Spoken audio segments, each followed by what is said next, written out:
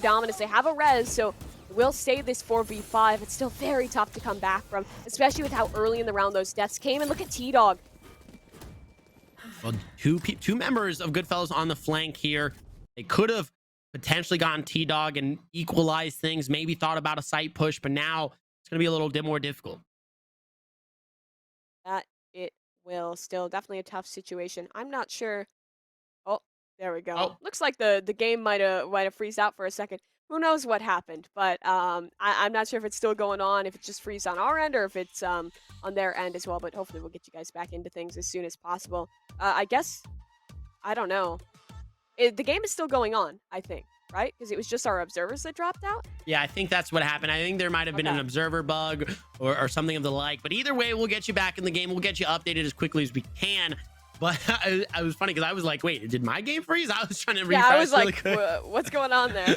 But what a spectacular performance. While we've got a chance to talk about them, Goodfellas. I mean, these are the guys that we really didn't anticipate to come out this strong. Like you mentioned, I think before the break, we were in the green room and we were talking. It was definitely, this is definitely a team that, like we said, is individually skilled, and they certainly were going to put up a good showing and maybe make it close. But it wasn't expected to be a slaughter like this. I mean, what is happening to Dominance, and how has Goodfellas found the X factor needed to beat up a team like Dominance? They just have insane players on the individual level. They have T-Dog calling for them. I think he's honestly one of the stronger IGLs who's kind of a free agent in the tier 2 market right now. So I think that there's definitely a possibility that they just kind of have that coordination. And it looks like that round was the last round. Our observers dropped out, but 13-6 was the final scoreline. I don't think we were expecting them to be able to come back from that. It's unfortunate we couldn't see the end, but overall, just a dominant showing from the squad. We only missed like the last 30 seconds. Not too bad, but nonetheless, still, what a series to watch. And now we've got our beautiful host, Halloran, back. How are we doing, Halloran, after such a great series? You know, JJ, I'm watching that series, right? And I'm looking through game number 1, and in terms of a name, Goodfellas, it really wasn't until game number 2 I was like, I get it. I get why they call themselves Goodfellas, because they are experts in organized crime. Like, they were straight up burgling rounds that they had no business winning. If it was Seth bringing someone back to life to get the 2v1, turn things around there. Cheat code absolutely blew my mind with the defuse. Everyone had an insane just clutch factor. But it is a little concerning to me. Mimi, you brought up a really good point in that, yeah, they're winning these rounds, right? But should it even be that dire a situation? I think if they do tighten those things up and, you know, show that kind of, I guess, pun intended, dominance, without needing to be clutch, I think they could be terrifying. Yeah, I mean, I feel like Dominance is a squad that has a lot of potential. They've looked good in the past, but like this first map, if we had to sum it up to one thing, it was that the mid-rounding was just stronger on the attacker side. If we had to sum up that Icebox match to one thing, it was just clutch. How many aces did we see? I think it was 3 aces just from this one team on one map. Like, they were going absolutely nuclear on the individual level. They have the team play to back it up. The utility usage was great. Like, you see how expertly it was done. I think to that T-Dog ace clutch, the way he used that Viper utility to isolate the duelist, to use the pits to shut it down. These are players that have so much potential, and I think they're just going to keep being a menace down in this lower bracket as they keep this run going. I think for me, most spectacularly, Fiend was just the man to watch in both maps. This guy was just given so much reign of terror and control over the game, and his team just kind of hoisted him up, right? They allowed him to do whatever he wanted to do, but was there to trade him, was there just in case things didn't work out. And that's how you play with a Jet who's exuding so much confidence and is as you know, just a playmaker as much as Fiend is. But I think the second thing for me is probably the likes of T-Dog. This man may not have had the most spectacular of showings like Fiend or even Cheat Code, but when this man needed a clutch, and he's the very definition of the word clutch, this man had some of the biggest rounds in both games. And that beautiful ace on that Viper, my goodness, chef's kiss of a spray.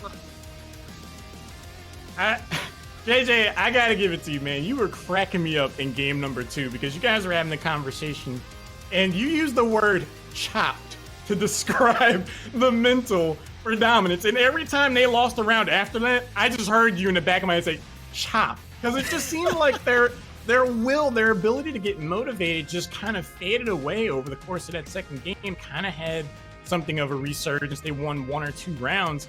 And what was really interesting to me in that moment, Mimi, is that they didn't even really bother to go for a tactical pause. Yeah, I think if I'm on the side, if I see Dominance starting to come back, I'm like, let's just kind of ice this, slow this down, get back to business. I was surprised they didn't go for a pause.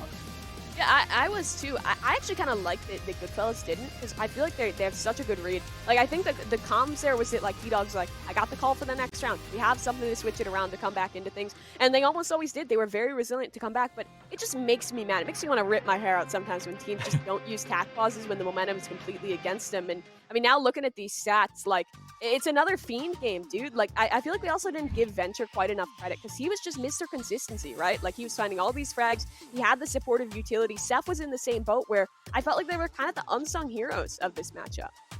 I agree. I think that all of the guys there on Goodfellas were doing their job and doing it well. And I think that it goes to show, like you mentioned earlier, the IGLing from T-Dog and how well he is at piloting his team and ensuring that they all are doing what they need to be doing and doing it well. And so very, very just excellent showing here by Goodfellas. And again, that ACS is absolutely disgusting on Fiend.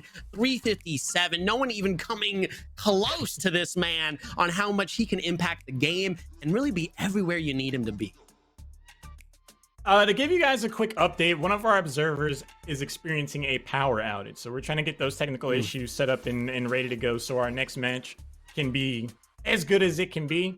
But in the meantime, Mimi, JJ, at the end of the first match, I on the fly came up with something called the Sheesh Award. And Okay. I want to ask you guys who your picks are. And what I define to be the Sheesh Award is just like, it's a certain mix of being clutch. It's not necessarily just KDA. It's like an in the moment X Factor style play as unique. I'll ask you first, JJ. Who do you have as your Sheesh Award winner? This one's going to be a hard one, I think, just because I want to give it to so many different players on Goodfellas, simply because of how much individually all of them had to play to really win around for themselves. But if I had to pick one player, just because of how excited I got, almost jumping out of my chair to witness some of the plays he was pulling off, I got to give it to T-Dog. This man really had, just like you said, not even the most spectacular of KDAs, right? But when it mattered the most, when he absolutely needed a round win to just shut off the economy for a second and really cause Dominance to have to like reset their mental because of how much of a, oh, this is such a one round. This is easy. And then a player like T-Dog comes in and 1v5 clutches. Like, it's just, it's a sheesh. Yeah, absolutely. I'm right there with you that I feel like T-Dog had a crazy one. Because not only his individual play, but the way he set the team up for success. His utility usage on the Viper especially was fantastic for me. His calling obviously impactful, but I feel like the Sheesh Award, it's kind of about like, if we really break it down to the roots of what the award should be, it's like, it's very, very high, a high honor. But I feel like it's like who's making the craziest plays. And I gotta give that to my man Fiend. This guy was just having impact every single second of that matchup. Every time he got an op in the hands, it was like a guaranteed 3K. This guy is just insane at the jet. And the way he was using those tailwinds, it's not like he's just spamming it out every second. He was great at conserving them and using it when it mattered most to keep him alive, to find information for the team. The way he was pushing up for info on Haven was so huge for the squad. I mean, this guy, Fiend, he's just, it feels like he's slotting in perfectly with the squad. Great selections, great. Whether it's Fiend or T-Dog, I was cracking up because in the chat, I guess T-Dog's fans were like, oh, he's taking his clothes off, he's putting his clothes on. If he keeps playing like that, he's going to be putting a Metro Esports jersey on because he's playing out of his mind. For me, though, I got to give it the cheat code. And the reason is, he's got cooler veins than me. There's no way I could have held that defuse. I would have been sweating bullets the entire time. So to have the conviction to say, I am holding this down and I am stealing this round, I was like, okay, guys, okay. But an amazing second match of the day. If you're just tuning in, this is the PAX Arena Almost Pro Valorant 2021 Open, where our teams are not only playing for a $10,000 prize pool, but they'll get the opportunity to go to Philadelphia, combine, show their skills for Metro Esports, and at the end of it, 6 players will join their team and go to the facility and begin their professional journey. Thank you guys so much, Metro Esports, also powered by Logitech. We're going to take a short break, though. We'll be back with the third match. Don't go anywhere.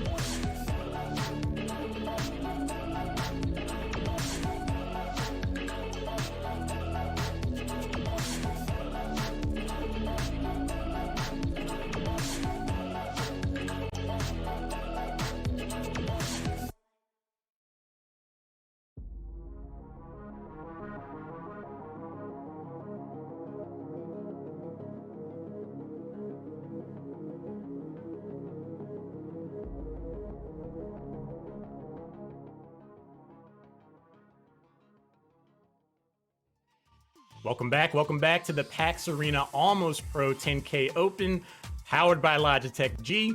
Metro Esports is on the hunt. In the past two matches that we've seen, they're going to have a lot of strong candidates to choose from. Again, if you're just tuning in, this is not just about the $10,000. At the end of this tournament, 12 players will be selected to go to Philadelphia, where they will go into a combine and show their skills in and outside of the game for Metro Esports. At the end of it, at PAX West, 6 players will be selected. They'll be given contracts. They'll join Metro Esports, and they'll go to Philadelphia and move there and begin their journey as professional players. There's a lot on the line, but if you want to hear a little bit more about it, I'm going to pass it over to the Metro Esports CEO themselves. They'll let you know what we're getting into. Hey everybody, my name is Sean Berry. I'm the CEO and founder of Metro Esports and the owner of the Metro Squad Professional Valorant team. We're so excited to partner with Logitech and PAX to find some of the best gamers in the world. We want to scout you. We want to find out who's the best so that we can bring you onto our Philadelphia Metro Squad team. So what's the process for selection? Well, it starts right here at PAX Online. Play well in this open and give our scouts an opportunity to find you. And then the next step from that is a private invitation to our National Combine in Philadelphia on August 21st. There we'll have a team of representatives on hand to assess your skills, your ability, your communication, your teamwork, all of those intangible assets that make you a great player. If you do well there, you'll be selected to one of the final 12 spots that we take out to PAX West in Seattle, battle on a giant stage, and win one of 6 coveted professional contracts to join the Metro Squad professional sports team. Once selected to that team, you'll be relocated to the great city of Philadelphia, where you'll begin to train for hours on end and compete on the world's biggest stages. The best coaches, the best analysts, and the best brand, Metro Squad, wants you to join us. We look forward to seeing you in Philadelphia as the next step, but you have to do well here first. So I bet you're wondering how to get selected for the Metro Squad. Well, there's some key areas that we look at, like gaming potential, mental toughness, communication ability, in-game awareness, teamwork. All of those things are important criteria to help us select and find the very best pros in the nation. You're going to have a chance to train and compete with the very best in peripherals with Logitech. We're so excited about that partnership, and we want to find those few that can represent that Logitech G on their back. Join our Discord. Go onto our website at metro-squad.com and give yourself a chance to be great. If you want to compete on the best events and the biggest stages in the world, we encourage you to join this team of super duper professionals. We're excited again to meet you and hope to see you again soon. Metro Esports is doing just amazing things. I think they are setting the future for how esports talent overall gets developed. I'm really excited for what's ahead for the pro Valorant scene and for esports in general. Again, my name is Albert Haloran Haley III, but I will not be doing this alone. We're going to be bringing back JJ and also welcoming back all the TW guys. We have had 2 amazing matches so far. JJ, what do you think about the idea? I haven't had a chance to ask you. What do you think about the idea of this tournament where they are going to be finding a team to turn into a professional squad? Are you kidding me? When I was a wannabe professional player, I would have loved to have something like this exist or be around. And honestly, it's a phenomenal opportunity for any guy who's grinding day in and day out in the aim labs, right? You're just constantly working on their craft to be able to have an opportunity like this one, thankfully, from someone like Metro Esports to show their stuff and have the opportunity to become a signed professional Valorant athlete. Like, that's a phenomenal experience. I think also just the almost pro entire aspect of the tournament feeds really well into that idea, right? The chance to get picked up, play for $10,000 at the same time. Who wouldn't want that opportunity? I think it's fantastic, and hopefully we'll, see Metro Squad potentially go far.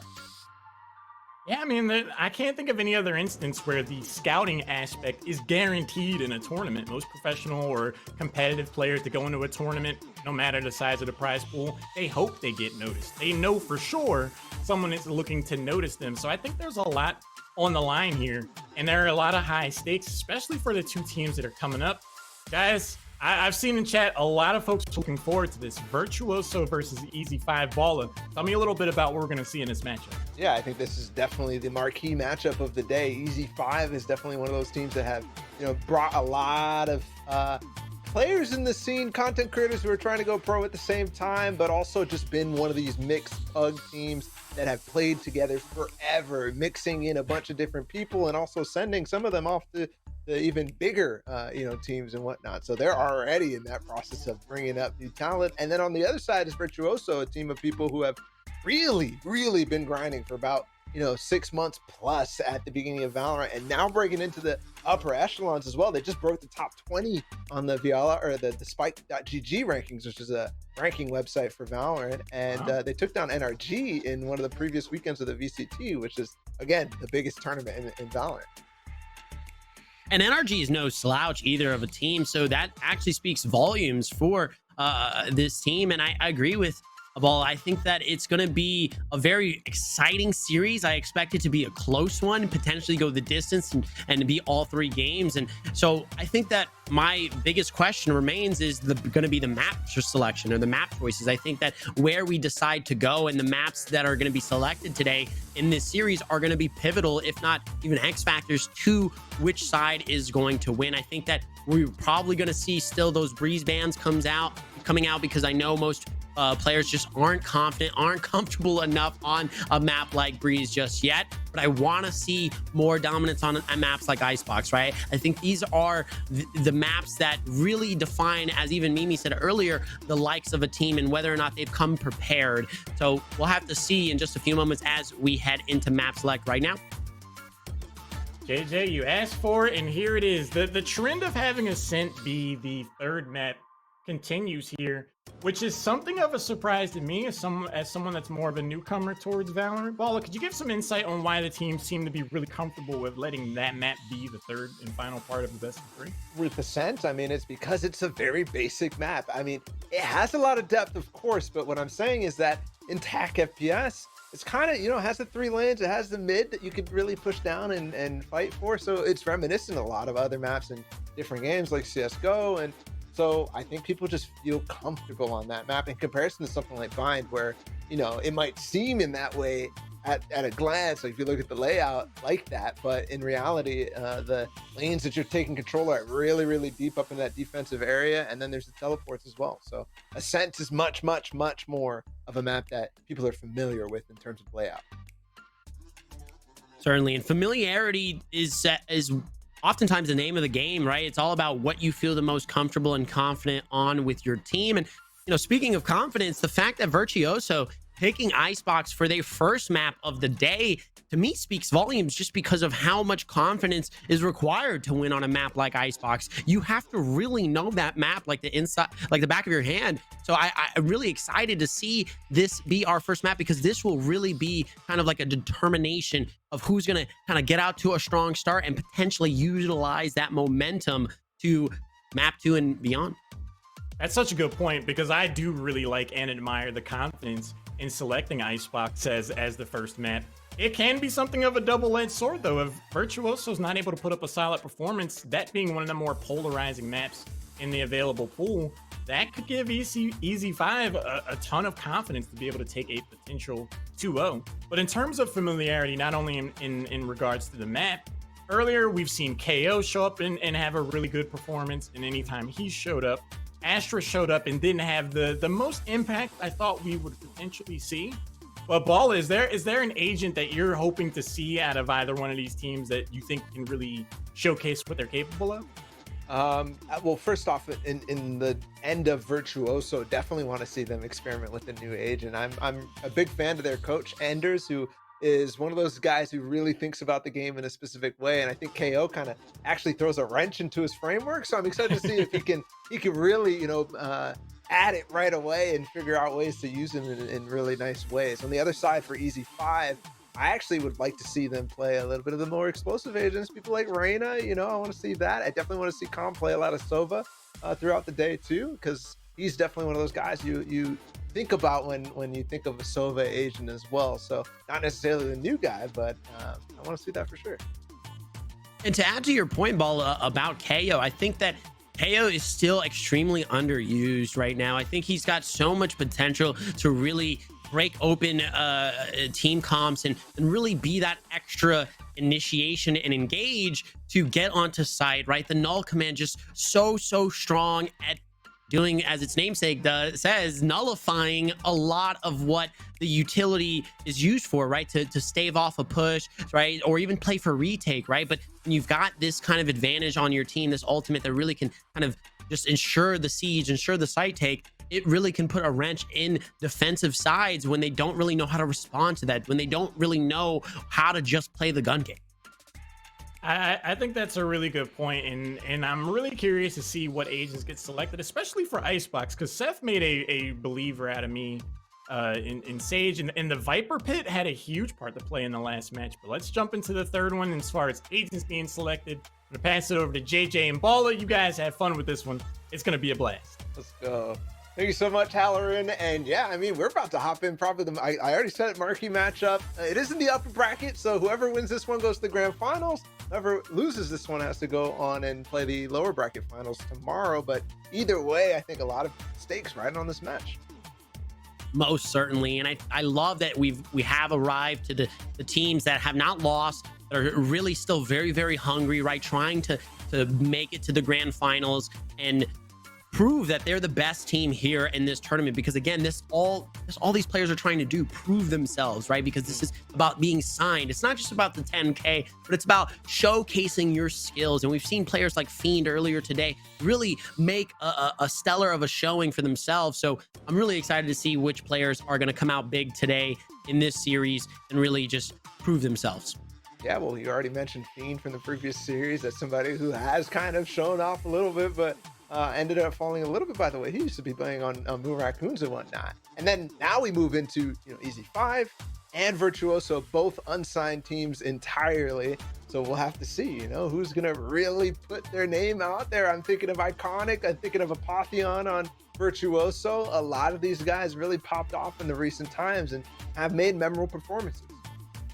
Well, I'm excited because to completely keep it candid with you, I have yet to see some of these players. I do think that now that you've mentioned it, Fiend on Moon Raccoons, I do remember because of course, how much of an impact they had early on in the Valorant scene. But now, as we take a look at the bracket and see how we've gotten here, that is true. Whenever this series concludes, the loser will drop down to the losers final, as we see, and face off against the winner of the Goodfellas Membas game. And so I think that it really, this match is really important to show that you are the best team here in this tournament, right? Because if you have to get knocked down to losers final, sure, clawing your way back up to the grand final is possible, but then you're going to be in that situation where you might have to rematch against Virtuoso or Easy 5, whoever ends up getting there. And if they already know your style, if they've already downloaded you, right, how much of a taller mountain to climb that is when you have to play against that same team again. We saw recently, you know, the whole Sentinels versus XSET matchup in a previous tournament, right, in VCT. And that was exciting because we saw a team like XSET take down the likes of Sentinel, the best team arguably in the world, but then Sentinel readjusting, climbing back out of losers final, getting the grands and winning all out. So it really kind of can change the dynamic based on what happens and really be a momentum shifter, in my opinion. Yeah, 100%. I mean, this sets the tone for if there is a future rematch, you know, down the line in the grand finals. It definitely sets the tone. If you come out swinging, you really make it hard for the other team to do much, then all of a sudden they have to work so many different things. But as we set up that match, we definitely want to make sure all the players are ready. We're going to take a quick break, and when we come back, we'll come back with map 1 Icebox.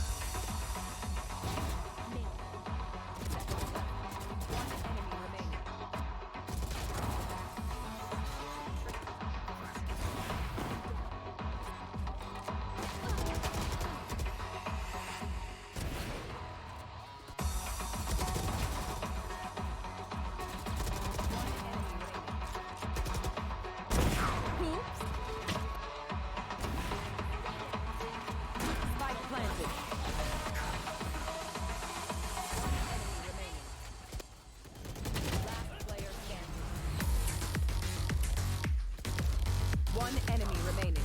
Last.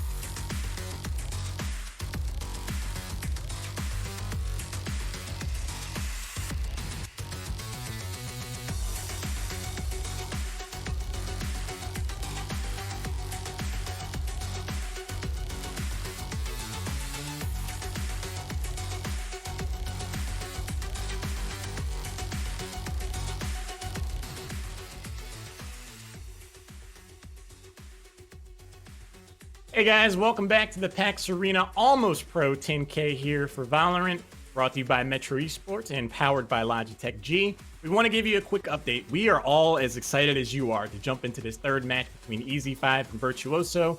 Right now, we're sorting out some tournament issues. Once we get those done and out of the way, we'll jump into the third match. But until then, check out some of the replays that we've had, because we've had some ridiculous plays so far today.